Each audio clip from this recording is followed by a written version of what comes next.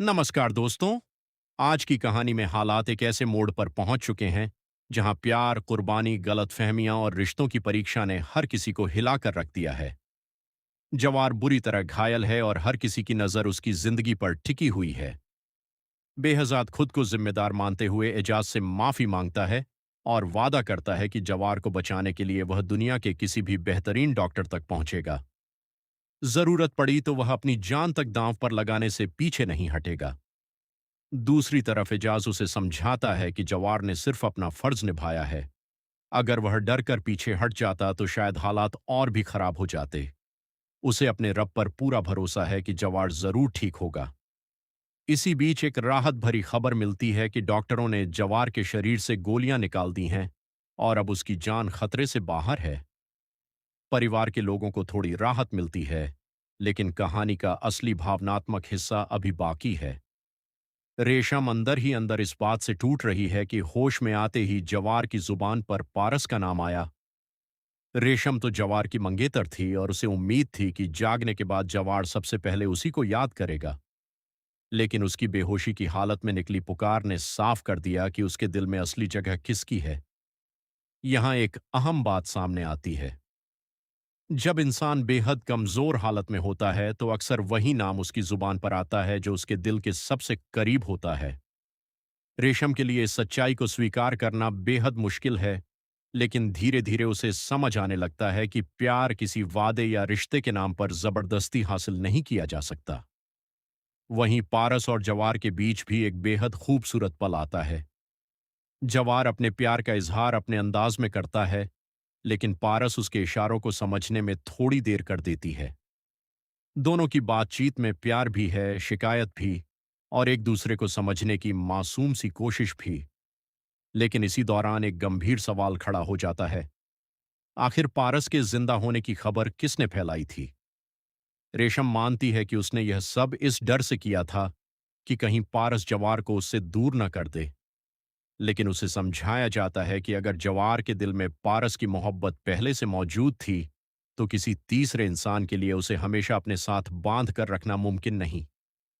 रेशम को यह भी एहसास कराया जाता है कि प्यार का मतलब किसी इंसान को जबरदस्ती अपना बना लेना नहीं है। कभी कभी किसी की खुशी के लिए खुद पीछे हट जाना भी सच्चे प्यार की निशानी होती है। यह बात उस शख्स की तरफ से सामने आती है जो खुद पारस से मोहब्बत करता था, लेकिन उसकी मोहब्बत में जबरदस्ती नहीं थी।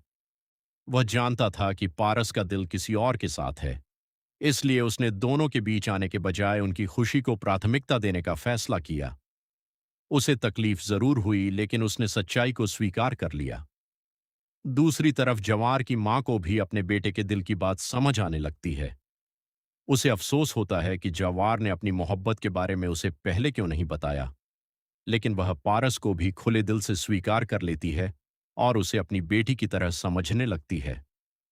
उधर आफताब की हरकत ने पूरे परिवार के सामने एक नया संकट खड़ा कर दिया है।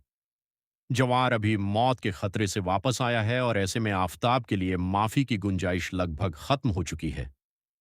आफताब की मां अपने भाई के सामने गिड़गिड़ाते हुए अपने बेटे के लिए रहम की गुहार लगाती है। वह कहती है कि आफताब उसका इकलौता बेटा है और अगर उसे कुछ हो गया तो वह खुद को संभाल नहीं पाएगी।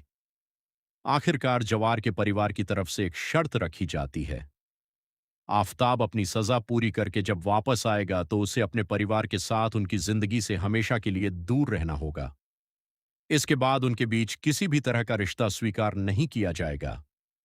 यह फैसला रिश्तों के लिए बेहद मुश्किल है, लेकिन जवार के साथ जो कुछ हुआ उसके बाद हालात पूरी तरह बदल चुके हैं।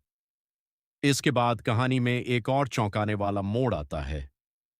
25 साल पहले किया गया एक पुराना वादा फिर से याद किया जाता है। वादा यह था कि दोनों परिवार अपने बच्चों की शादी आपस में करेंगे और फिर जवार के लिए जब उन निसा का रिश्ता मांग लिया जाता है। अब कहानी एक नए सवाल के साथ आगे बढ़ती है कि क्या जवार की जिंदगी में पारस की वापसी के बावजूद परिवार का यह फैसला उसे किसी और रिश्ते की तरफ ले जाएगा। और सबसे बड़ा सवाल यह है कि जवार के दिल की असली चाहत आखिर क्या है। आखिर में इस उलझी हुई मोहब्बत का सार एक बेहद खूबसूरत बात में सामने आता है। कभी कभी जिस इंसान को हम अपनी जिंदगी की सबसे बड़ी परेशानी समझते हैं, वही हमारी जिंदगी का सबसे बड़ा सहारा और इलाज भी बन जाता है।